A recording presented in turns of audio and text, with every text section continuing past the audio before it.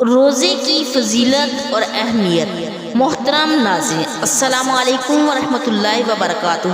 تمام دیکھنے اور سننے والے کو اپنے چینل پر خوش آمدید کہتی ہوں۔ ناظرین، آج ہم انشاءاللہ رمضان مبارک کی فضیلت اور اہمیت آپ کو بتائیں گے۔ ابو حازم سلمہ بن دینار نے بیان کیا اور ان سے سہیل بن سعدی رضی اللہ تعالیٰ عنہ نے رسول اکرم صلی اللہ علیہ وسلم نے فرمایا، جنت کا ایک دروازہ ہے جسے بابو ریان کہتے ہیں۔ قیامت کے دن اس دروازے سے صرف روزے دار ہی جنت میں داخل ہوں گے، ان کے سوا کوئی اور اس میں نہیں داخل ہوگا۔ پکارا جائے گا، روزے دار کہاں ہیں؟ وہ کھڑے ہو جائیں گے، ان کے سوا اس دروازے سے اور کوئی نہیں داخل ہوگا، اور جب یہ لوگ اندر چلے جائیں گے تو یہ دروازہ بند کر دیا جائے گا، پھر اس سے کوئی اندر نہیں جا سکے گا۔ روزہ انسان کو صبر اور شکر کرنے والا بناتا ہے۔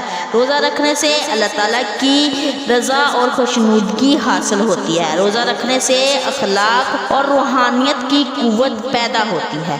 روزہ انسان کے دل اور دماغ کو روشن کر دیتا ہے۔ روزے میں بھوک اور پیاس کی تکلیف گناہوں کا کفارہ بن جاتی ہے۔ روزہ رکھنے سے انسان میں انکساری عاجزی پیدا ہوتی ہے۔ روزے دار ہر وقت اللہ کی عبادت میں مشغول ہوتے ہیں۔ روزہ ایک ایسی عبادت ہے جس کا اجر و ثواب اللہ تعالیٰ دیتا ہے۔ روزہ انسان کے ایک دوسرے کے لیے ہمدردی پیدا کرنے کا بہترین ذریعہ ہے۔ روزہ رکھنے سے انسان کے دل میں غریبوں کی ضرورتوں کا احساس پیدا ہوتا ہے۔ اللہ تعالیٰ قرآن پاک میں فرماتے ہیں، اے ایمان والو، تم پر روزہ فرض کر دیا گیا ہے جس طرح تم سے پہلے لوگوں پر فرض کر دیا تھا تاکہ ہم متقین ہو جائیں۔ رسول صلی اللہ علیہ وسلم نے فرمایا، ایک روزے دار کو دو خوشیاں حاصل ہوتی ہیں۔ ایک اس وقت جب وہ افطار کرتا ہے تو خوشی محسوس کرتا ہے، اور دوسرا اس وقت جب وہ اپنے رب سے ملاقات کرتا ہے۔